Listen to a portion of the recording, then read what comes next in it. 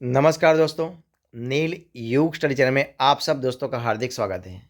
आज हम इस वीडियो में देखने वाले हैं सीबीएसई क्लास 9 हिंदी कोर ए एनसीईआरटी सॉल्यूशन। जो टेक्स्ट बुक दिए हैं उस टेक्स्ट बुक का नाम है कृतिका, और इसी जो पार्ट नंबर है वो पार्ट नंबर 3 है। देखिए कौन सा पार्ट है, पार्ट नंबर 3 है, जिसका नाम है रीढ़ की हड्डी। कौन सा पार्ट है, रीढ़ की हड्डी। तो दोस्तों, रीढ़ की हड्डी नामक जो पार्ट दिया है उसी पार्ट में जो अभ्यास के प्रश्न दिए हैं, तो इसी वीडियो में हम अभ्यास के प्रश्नों के संपूर्ण समाधान सॉल्यूशन देखने वाले हैं। तो इस वीडियो को जरूर देखना। स्टार्ट करते हैं वीडियो की। देखते हैं सवाल नंबर 1 आपके सामने है। देखिए कौन सा है, ये रहा आपके सामने। देखिए क्या है, राम स्वरूप और राम गोपाल प्रसाद बात बात पर एक हमारा जमाना था कहकर अपने समय की तुलना वर्तमान समय से करते हैं। इस प्रकार की तुलना कहाँ तक तर्क संगत है। तो देखते हैं देखिए उनका आंसर क्या है। देखिए यह मनुष्य का स्वाभाविक गुण है। यह मनुष्य का स्वाभाविक गुण है कि वह हमेशा अपने बीते हुए समय को याद करता है तथा उसे ही सही ठहराता है, परंतु बीते हुए समय की तुलना वर्तमान समय से करना तर्कसंगत नहीं है, क्योंकि हर एक समय अपनी उस समय की परिस्थितियों के अनुसार ही होता है। यहाँ भी हर जमाने की अपनी मांग होती है। उसी के अनुसार जब जमाना बदलता है तो वहाँ कुछ कमियों के साथ सुधार भी आते हैं। समय के साथ स्वयं को बदलना भी आगे बढ़ने के लिए आवश्यक है, इसलिए ऐसी तुलना उचित नहीं है। देखिए सवाल नंबर 2 क्या है, रामस्वरूप का अपनी बेटी को उच्च शिक्षा दिलवाना और विवाह के लिए छिपाना या विरोधाभास उनकी किस व्यवस्था को उजागर करता है। तो उनका आंसर आपके सामने देखिए क्या है। आधुनिक समाज में सभ्य नागरिक होने के बावजूद उन्हें अपनी बेटे की भविष्य की खातिर रूढ़िवादी लोगों के दबाव में झुकना पड़ रहा था। ऊपरी बात एक पिता की व्यवस्था को उजागर करती है, जो एक और अपनी बेटी को पढ़ा लिखा कर सक्षम बनाना चाहता है, लेकिन समाज के नियमों को मानने के लिए बाध्य है। अब देखिए सवाल नंबर 3 क्या है, अपनी बेटी का रिश्ता तय करने के लिए रामस्वरूप उमा से जिस प्रकार के व्यवहार की अपेक्षा कर रहे थे उचित क्यों नहीं है। तो उनका आंसर आपके सामने देखिए क्या है।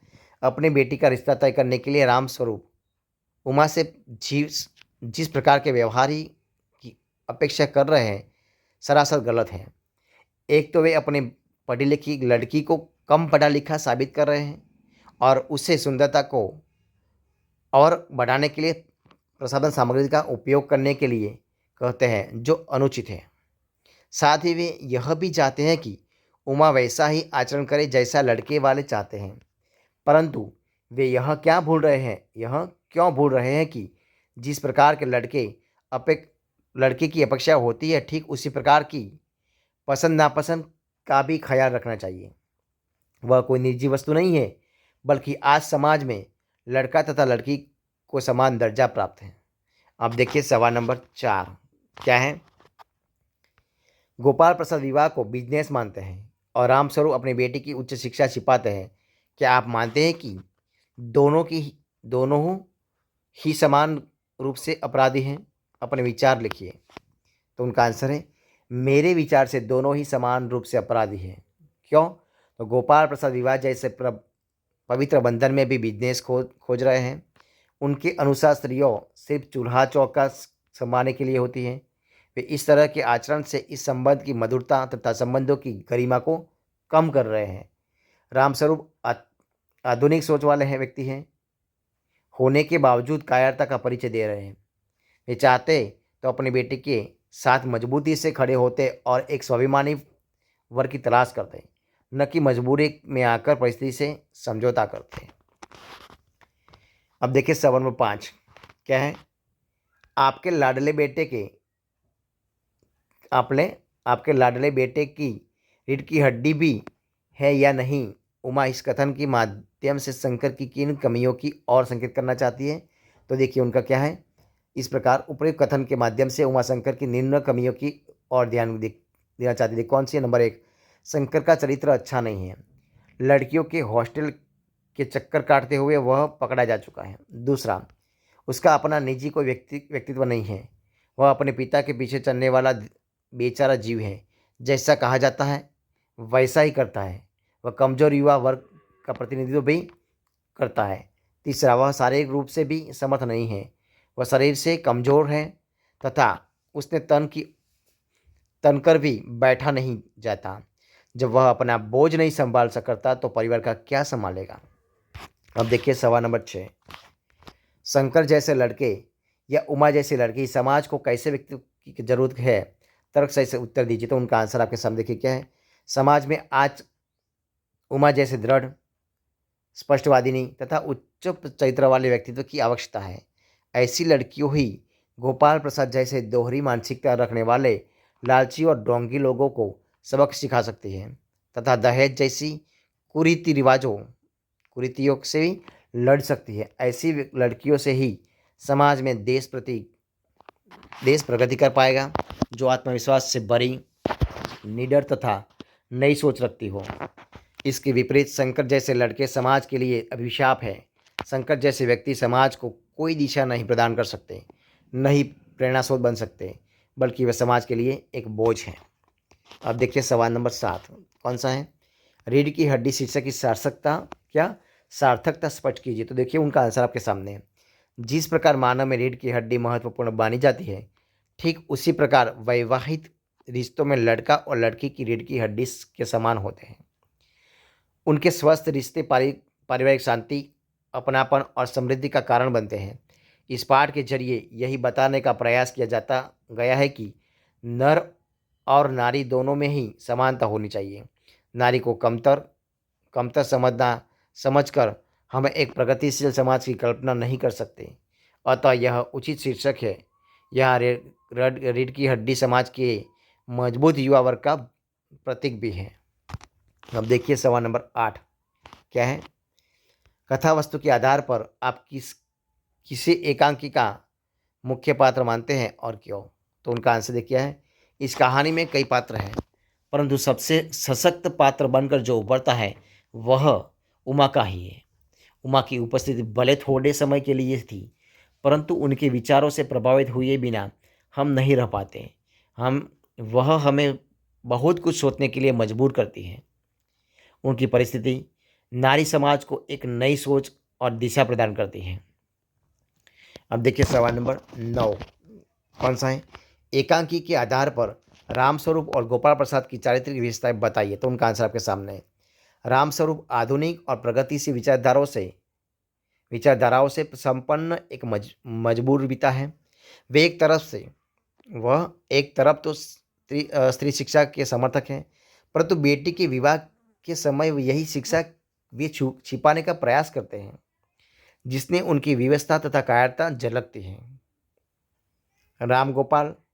रामगोपाल निहायती चालाक, बड़बोले, लालची और पढ़े लिखे होने के बावजूद स्त्री पुरुष की समानता में अविश्वास रखने वाले दकियानुसी व्यक्ति के रूप में उभरते हैं। इसी कारणवश वे मेडिकल में पढ़ने वाले बेटे का विवाह कम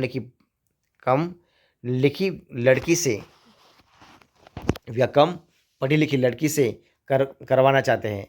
वे विवाह जैसे पवित्र रिश्ते को भी बिजनेस मानते हैं। इससे उनका लालची स्वभाव पता चलता है। अब देखिए सवाल नंबर 10 क्या है। सवाल नंबर 10 क्या है। इसी एकांकी का क्या उद्देश्य है वो आपको लिखना है। तो उनका उत्तर आपके सामने है। रीढ़ की हड्डी का उद्देश्यपूर्ण एकांकी है।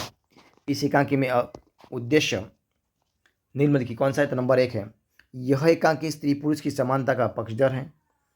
लड़कियों के विवाह में आने वाली समस्या को समाज के लाना। बेटियों के विवाह के समय माता पिता को होने वाली परेशानियों को उजागर करना। स्त्री शिक्षा के प्रति दोहरी मानसिकता रखने वालों को बेनकाब करना। स्त्री को अपने विचार व्यक्त करने की आज़ादी देना तथा उसका सबल व्यक्तित्व प्रस्तुत करना। अब देखिए सवाल नंबर 10। समाज में महिलाओं को उचित गरिमा दिलाने हेतु आप कौन कौन से प्रयास कर सकते हैं। उनका आंसर आपके सामने देखिए कौन सा है। समाज में महिलाओं को उचित गरिमा दिलाने हेतु हम निम्नलिखित प्रयास कर सकते हैं। नंबर 1, स्त्री शिक्षा को बढ़ावा देना चाहिए। अपने समय की महान एवं विदुषी स्त्रियों का उदाहरण समाज में प्रस्तुत करना चाहिए ताकि अन्य लोग प्रेरणा ले सकें। तीसरा, उसके मान सम्मान का ध्यान रखना चाहिए तथा समय समय पर उन्हें पुरस्कृत करना चाहिए। नंबर 4, मीडिया आदि के द्वारा उनके अस्तित्व की गरिमा का ध्यान रखा जाए। अश्लील चित्र, गीत संगीत आदि पर प्रतिबंध लगाना चाहिए। लड़के और लड़की को समान अधिकार मिलने चाहिए। 6, हमें महिलाओं को हीन दृष्टि से नहीं देखना चाहिए। नंबर 7, महिलाओं को उचित सम्मान देना चाहिए। नंबर 8, देखिए क्या है, महिलाओं को उनकी इच्छा के अनुसार हर क्षेत्र में आगे बढ़ने का प्रोत्साहन देना चाहिए। ठीक है, तो दोस्तों ये थे हमारे इसी वीडियो के सारे क्वेश्चन, अभ्यास के प्रश्न और उनके आंसर यानी कि समाधान, संपूर्ण सॉल्यूशन यहाँ हम खत्म करते हैं। अगर आपको मेरा इस वीडियो अच्छा लगा हो, पसंद आया हो, यूजफुल लगा हो, तो इस वीडियो को क्या करना है, आपको लाइक करना है, कमेंट करना है, आपके दोस्तों में इस वीडियो को शेयर कर देना है, और लास्ट में जो नील युग स्टडी चैनल है, नील युग जो स्टडी है चैनल, उसी चैनल को क्या करना है, सब्सक्राइब करना है, और बगल में जो बेल आइकन दिया है उनको भी क्या करना है, आपको प्रेस करना है।